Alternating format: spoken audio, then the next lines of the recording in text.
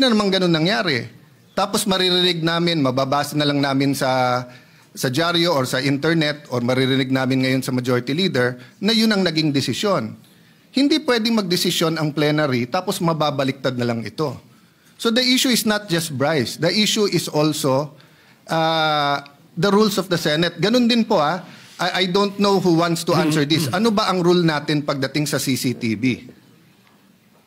So I put this on record. I will put it on record. Hanga ako kay Senator Lacson mag-imbestiga. And I support him to go all the way. But hindi ba kung meron tayong sinususpetsa dito, you make a request for the CCTV. And then, you have a conclusion.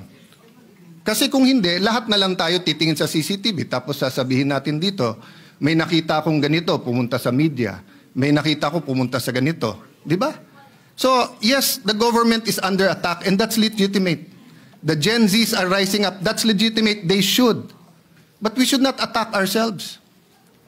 Kung meron guilty sa atin dito, i-expose natin. Tapos sa Ethics Committee.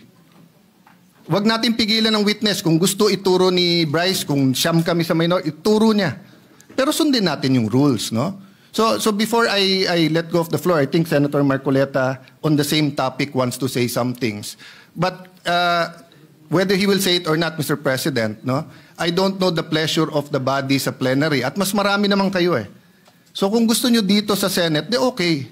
And I think Senator Estrada also found out that both in the PNP custodial and in the Pasay City, walang taga-usaha. Tama ba yun? Sa custodial, hindi totoo na it was under the custody of USAA kasi walang taga-USAA ang nandun. So we do not know what transpired during that time. Kasi pagka under contempt, hindi punishment yun eh.